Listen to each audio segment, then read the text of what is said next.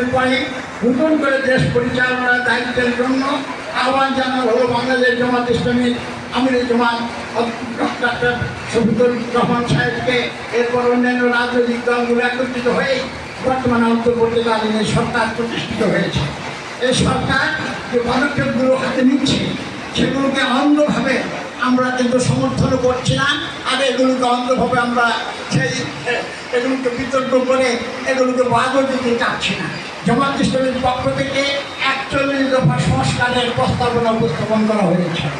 41 দফা প্রস্তাবের ভিতরে দেশকে আমূল পরিবর্তন করতে হলে, জনগণকে সুশাসন করে পুরস্কার দিতে হবে, উপহার দিতে চাইলে এই যে জায়গাতে কোন কোন জায়গায় হাত দিতে হবে সবাই জামাত ইসলামী পরামর্শ দিয়েছে।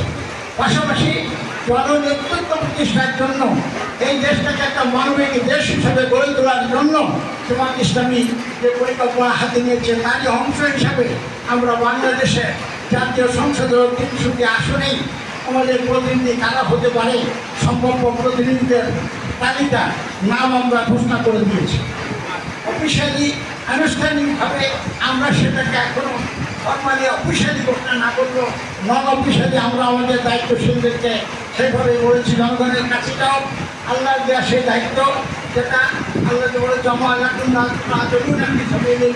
والمستضعفين من الرجال والنساء والولدان الذين يقولون ربنا أخرجنا من هذه القرية الظالم أهلها واجعل لنا من لدنك وليا واجعل لنا من لدنك نصيرا।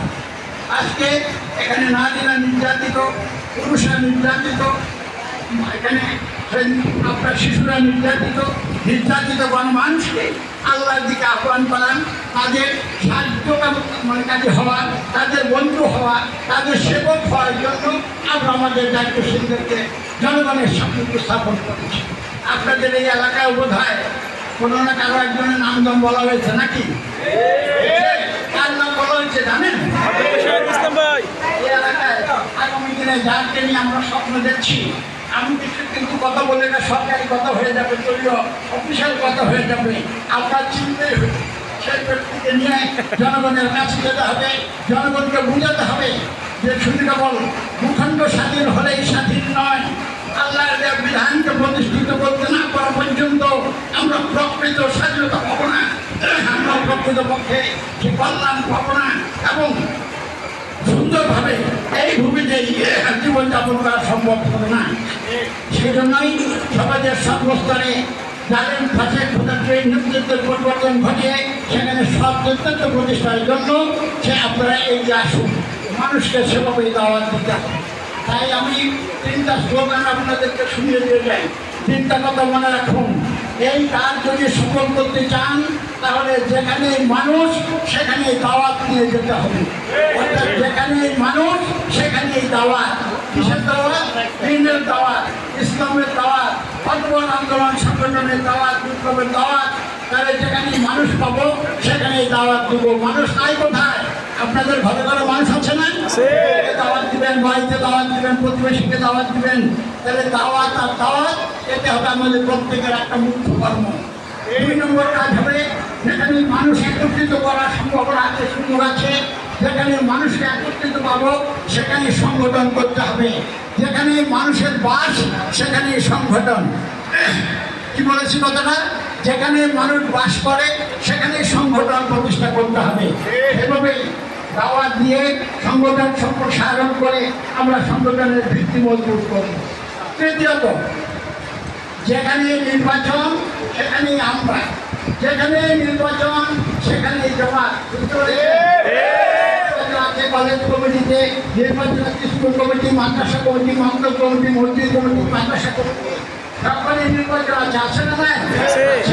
তাহলে সেই নির্বাচন কবরস্থান কমিটির কথা আমি জিজ্ঞাসা করি, কয়েকজন কবরস্থানের সভাপতি আছেন? হাত তুলতে পারবেন? কয়েকজন আছেন দেখে কবরস্থানের সভাপতি? একজন নয়, সব কবর হয়ে গেছে। তাহলে কবরস্থান আমাদের শেষ ঠিকানা, সেখানে মসজিদ কমিটির সভাপতি কয়েকজন আছে? আপনার মসজিদ কমিটির সভাপতি কিছু আছে। মসজিদ আমাদের প্রথম ঠিকানা, কবর আমাদের শেষ ঠিকানা, আর দুনিয়ার শেষ ঠিকানা জাতীয় সংসদ। সেখান পর্যন্ত আমাদেরকে পৌঁছতে হবে। সময় তো ভাইরা, তাহলে আসুন আমরা তিনটি কথা, যেখানে মানুষ পাবো সেখানে দাওয়াত দিব, যেখানে মানুষ একত্রিত করতে পারবো সেখানে সংগঠন সম্প্রসারণ করবো, আর যেখানে নির্বাচন হবে সেখানে আমরা জনগণের সেবার জন্য দাঁড়িয়ে দেবো। আমার শেষ কথা আমি বলি, যেহেতু আমার একটি বাণিজ্যিক সময় আমরা এখানে একত্রিত হয়েছি, আজকে পৃথিবীর প্রথম মসজিদ বাইতুল মাকদাসকে কেন্দ্র করে ফিলিস্তিনের রাজার আমাদের ভাই ও বোনেরা যেভাবে নির্যাতন নিষ্পেষিত ইহুদিদের, এখন তো মনে হয় সেই মানে যে হিটলার একবারে 60 লক্ষ ইহুদি মানে মেরেছিল, হিটলার মেরেছিল একবারে 60 লক্ষ। সে কখন আফসোস করেছিল? হিটলার কিন্তু মুসলমান ছিল না, খ্রিস্টান হিটলার একবারে 60 লক্ষ লোক মেরে আফসোস করেছে, আরো 10 লক্ষ রয়ে গেছে, এরাই পৃথিবীটাকে দাঁড়িয়ে খাবে। আজকে আমরা দেখতে পাচ্ছি ফিলিস্তিনের ইসরায়েলকে কেন্দ্র করে কয়েক লক্ষ ইহুদি একত্রিত হয়ে আজকে গোটা দুনিয়াটাকে অশান্ত করে তুলেছে। অশান্তের পৃথিবীকে শান্ত করতে হতে পারে আমাদের সকলকে ফিলিস্তিনি ভাইদের পাশে দাঁড়াতে হবে, এবং এই ধরনের নির্যাতন, অত্যাচার, অবিচার যেন আর কোথাও মাথাটা উঠতে না পারে।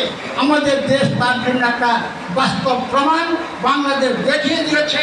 কোনো অত্যাচারী জালেমের সেই ঠাই বাংলার জন্য যেভাবে হয় নাই, আমরা সেভাবে ফিলিস্তিন এলাকা থেকে, গাজা এলাকা থেকে ইহুদিদেরকে অপসারণ করে সেখানে ইহুদি রাষ্ট্র ইসরায়েল সহ সেই বিপন্ন সবটাই মুসলমানদের পবিত্র ভূমি সেটা উদ্ধার করার জন্য আমরা আমাদের অন্তর আত্মা দিয়ে দোয়া করবো, আমাদের অর্থ দিয়ে সহযোগিতা করবো। প্রয়োজনে যদি রাগ করে সকলের বিশ্ব মুসলিম একত্রিত হয়ে আমাদের সেই জমিটা উদ্ধার করার চেষ্টা করতে হবে। আসুন ভাইরা, আজকে এই কথা বলে আমি শেষ করতে চাই। আমাদের দেশটাও স্বৈরাচার মুক্ত হলেও এখনো চাঁদা মুক্ত হয় নাই,